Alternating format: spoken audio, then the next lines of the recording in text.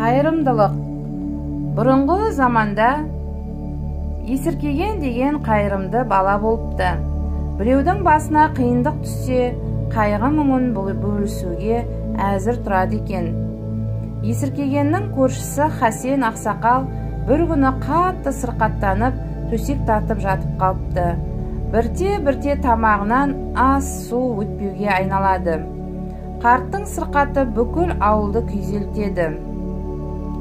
Бұл жағдай Есіркегеннің де қабырғасын қайыстырады. Шіркін, шипасы тиетін бір ғажайып шөп табылар ма еді, деп армандапты ол. Есіркеген бұл ойын үйдің көлеңкесінде оңаша отырып, күбірлеп айтқан екен. Бос армандағанша тауға шығып іздемейсің бе? Депті бір дауыс. Есіркеген дауыстың иесін іздеп әрі бері қарайды. Аяғының астына жатқан Хасен ақсақалдың көк төбетінен басқа ештеңе көзіне түспейді. Іздемей-ақ қой, айтып жатқан мен көкжалмын ғой, депті әлгі ит. Егер шипалы шөп іздеп шыға қалсаң, серігің болайын. Ертеңіне бала мен көкжал ойнаған болып ауылдан ұзап шығып кетеді. Екеуі жүре-жүре сарқырап таудан құлай ағып жатқан асау өзеннің жанына аялдапты. Дорбадан кепкен нан мен малта шығарып әлденіп күш жиыпты. Ал енді қармағыңды суға сал. Бұл өзенде қамбалық деген ғажайып балық бар, депті көкжал. Есіркеген қармағын суға лақтырады. Қалтқыны бағып отырып, ағын екпінімен ағып келе жатқан бір мақұлыққа көз түседі. Көкжал, көкжал, дейді, жағалауды тұмсығымен сүзгілеп жүрген серігін шақырып. Көкжал суды шалпылдатып жетіп келеді де, тіке мақұлыққа ұмтылады. Асау ағынмен арпалысып жеткен бетте мақұлықты құлағынан тістеп сыртқа алып шығады. Мынау аюдың баласы ғой, деп Есіркеген мақұлықты әрі бері қарап таңданады. Қолтығына қолын сұқса, жып-жылы, жүрегі де соғатын секілді. Суды көп жұтып тұншығып қалса керек. Ой, бұған мен көмектесейін, деп Есіркеген оған малта, кепкен нан жегізеді. Есін жиған қонжық анасы шомылдырып жатқанда өзінің жазатайым суға кетіп қалғанын айтады. Осы кезде тағы бір қонжығын соңына ертіп, аюдың өзі де келіп жетеді. Ей, малғындар, қонжығымды бөліп жеп, бір тояйын деп отырсыңдар ма? Деп гүжілдейді де, келген бетте Есіркеген мен көкжалға ұмтылады. Жоқ, апатай, тиек өрмеңіз бұларға, бұлар менің құтқарушыларым, деп қонжық ара түседі. Сөйтіп, мән жайды бастан аяқ анасына баяндап береді. Есіркегеннің бұйымтайын да жеткізеді. Айналайын, қолымнан келсе аянбас едім.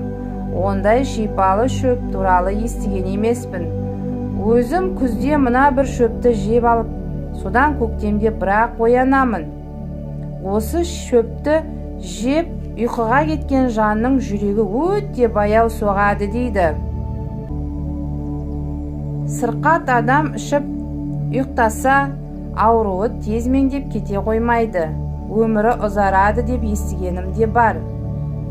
Бір әжеттеріңе жарар, осыны алыңдар, депті аю.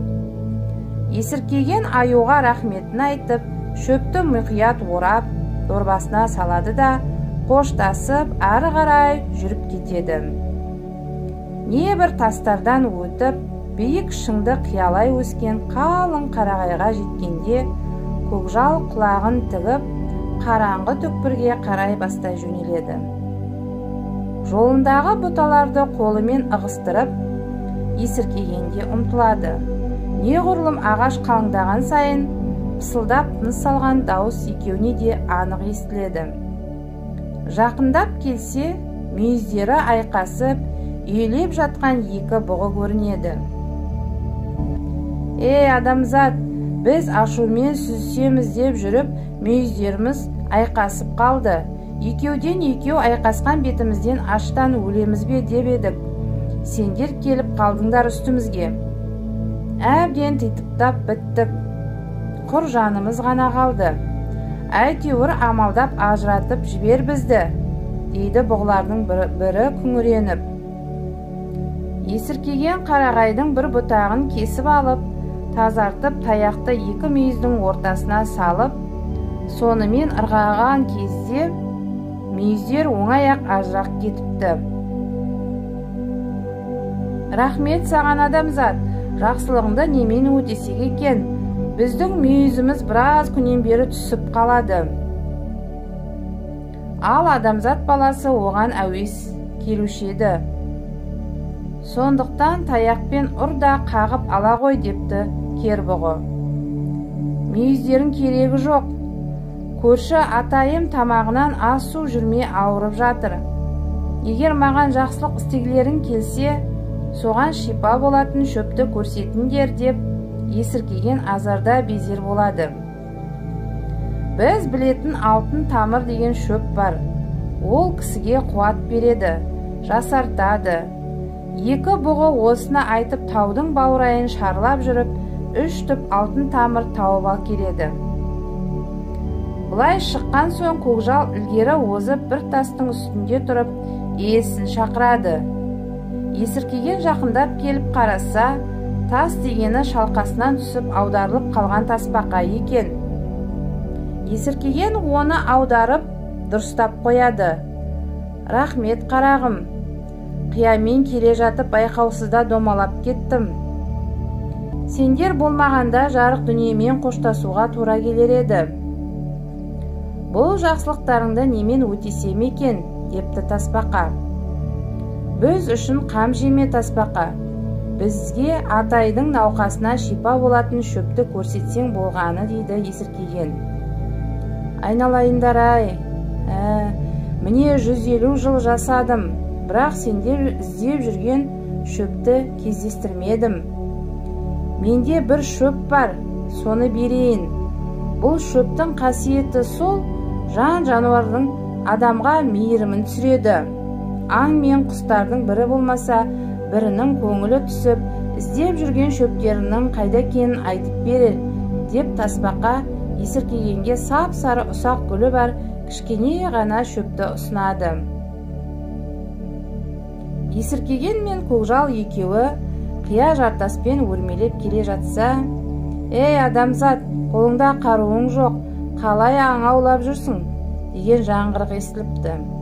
Жоғары қараса, бір үйдей сандық тастың үстінде иір мүйізін шайқап арқар тұр екен.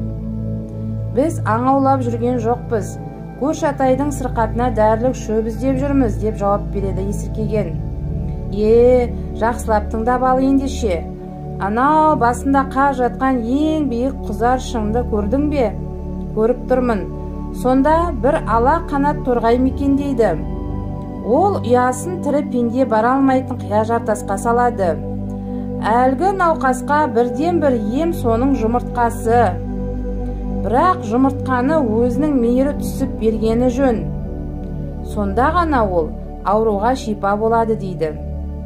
Есіркеген рахметін айтып, құзды шыңды бетке алып жүріп кетіпті. Көкжал екеуі қарлы шыңның бел ортасына шаршап, шалдығып, әзер көтеріліп тыныс алып отырса, ала қанат торғайдың өзі ұшып келеді. Тасбақа берген шөптің әсері ме? «Я адамзат, ізгілік үшін ем іздеп жүр екенсіңдер. Мен көктем кезінде бар болғаны 2-ақ жұмыртқа басып шығарамын. Қазір міне күз, жақын күнде балапандарымды ұшырамын. Сендерге айтарым, ерте көктемде келіңдер. Мейірімді азамат үшін бір жұмыртқаны артық табармын», депті. Есіркеген ерте көктемде келетін болып келісіп ауылына қайтыпты. Бұдан соң Қасен қартқа арналып жасалған сұрпаға да, қайнатылған шайға да бір тал алтын тамырдан аздап қосып жүріп бәрін тауысады. Қасен қарт сырқатынан сауығып кете қоймағанымен аздап әл қуат жинайды.